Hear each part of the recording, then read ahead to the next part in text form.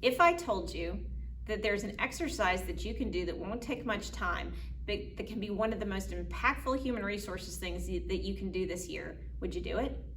And it only involves 3 pads of paper.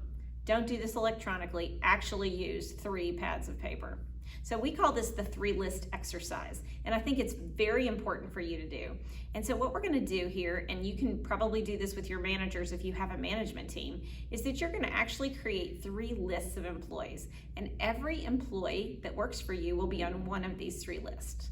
So let me tell you about the 3 lists. List 1 is those employees that if they brought a resignation letter into your office, you would pitch a fit. It would be the worst day ever because they are a very impactful employee to you. Now, they may be the administrative assistant or they may be the COO. It doesn't matter how wealthy or important they are, but what matters is that they embody what you like in an employee, right? They're productive, they have the culture, they get it, right? So if they bring you a resignation letter, you are devastated. These are the people on list 1, and this should only be about 5 to 10% of your population.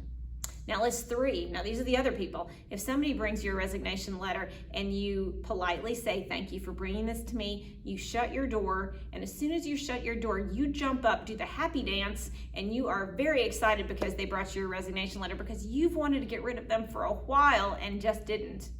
Then they are in list 3, and this again should be a very small piece of your population.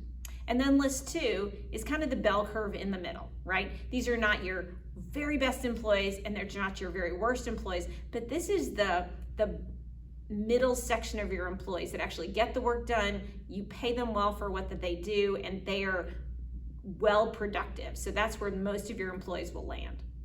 It's important for you to know where these people are because let me tell you what you need to be doing with list 3. When you and your managers look at list 3, and that's the list that you would be very excited if somebody actually left your company, you should be looking at that list and saying, how in 6 months can I get rid of everybody off this list? Either they're improved because we do training, development, and we do performance incentive plans, and we pay so much attention to them that they move from list 3 to list 2.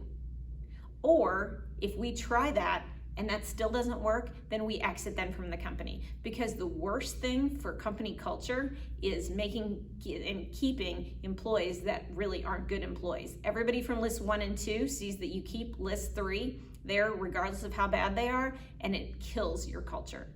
And then for those employees in list 1, we need to make sure that we are doing plans to make sure we keep those best employees.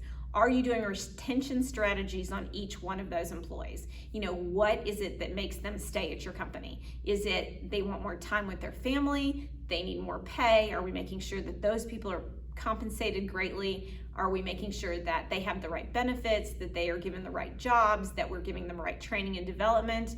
What are we doing individual retention plans on each of those employees? Because if they're so important that you would be devastated to lose them, then shame on us if we don't do something in advance to proactively make that not happen.